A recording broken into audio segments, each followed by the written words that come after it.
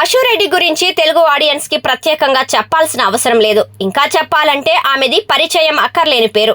Short videos ద్వారా junior Samantha అనే image తో ఈ అమ్మడు పాపులర్ అయింది. తర్వాత బుల్లితెరపై ఎంట్రీ ఇచ్చి రియాలిటీ షోలతో మెరిసింది. హోస్ట్ గా కూడా పలు టీవీ షోలు చేసింది. తెలుగు బిగ్ బాస్ రియాలిటీ షోలో పార్టిసిపేట్ చేసిన తర్వాత అశురెడ్డికి విపరీతమైన క్రేజ్ వచ్చింది.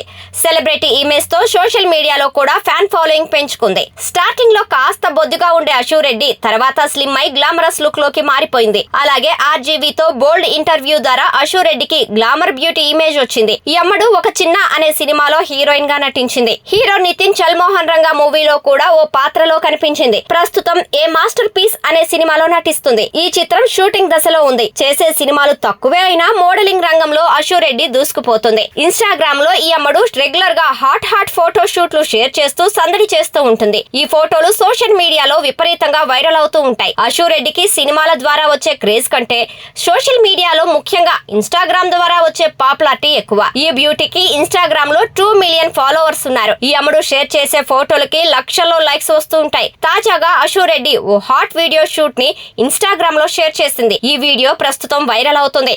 ఈ big boss beauty black colour long frock ధరించింది. ఈ ఫ్రాక్ సైడ్స్ ట్రాన్స్పరెంట్ గా ఉండటంతో థైస్ అందాలు కనువిందు చేస్తున్నాయి.